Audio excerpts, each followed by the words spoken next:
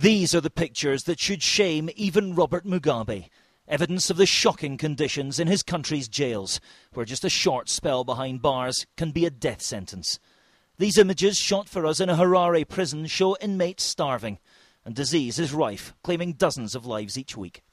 No place for an adult, much less a child, but it's where Nigel Mutemgao has spent almost 3 months of his young life. His parents were jailed in a crackdown on the opposition. 2-year-old Nigel was thrown inside with them. He's in a safe house now with his grandmother, but even she can't help him shake off the memories. He's well aware of where he's been. Why Garakupi? Go jail. Jail? Go jail. Kojere? Prison? It's claimed Nigel had to watch guards beating his parents in prison, and they turned on him if he cried. His family are worried he'll carry the trauma with him forever. He told me they hit him, his gran said. They did it to shut him up. It must have been awful. But Nigel's not the only child suffering here. Far from it. We found Zimbabwe in the grip of an acute food shortage. Whole families are going hungry. Skeletal children showing the classic signs of malnutrition. Village after village with no food at all. Lillian used to farm this land, but now there's no fertiliser to grow her crops.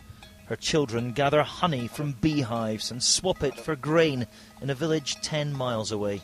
But now it's run out. When I met them, they'd gone 4 days without food. Are you worried about your family? Yes, I am. What do you think is going to happen? I just don't know what's going to happen to them until the maize is ready. And when will the maize be ready? That's about in June. So for 6 months you don't have food? That's how we have to go on. Aid agencies say they are on top of the problem, keeping Zimbabwe alive. But no one I met had received any help. Is this now a matter of life and death? Will people die if nobody comes to help? Yes, we are expecting to die. Just a few short years ago, this rich and fertile land gave the people here a good life. But it's not just the food that's gone. The whole fabric of society right across Zimbabwe has been ripped apart. There's no healthcare, there's no hospitals, there's no employment, there's no education, there's no transport, there's no hope. And crucially, there's no realistic sign of anything changing anytime soon. But life in the cities is not much better. Cholera is now completely out of control. Even the most conservative estimates have the death toll approaching 3,000. Funerals are held without mourners in areas which have been quarantined.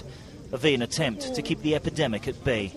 His feet sticking out of a makeshift coffin. Another victim is laid to rest. Dignity left this place long ago. No friends or relatives allowed to say goodbye, and fresh graves all around ready to be filled. This is a country where death is one of the few growth industries left. Martin Geisler, ITV News, Zimbabwe.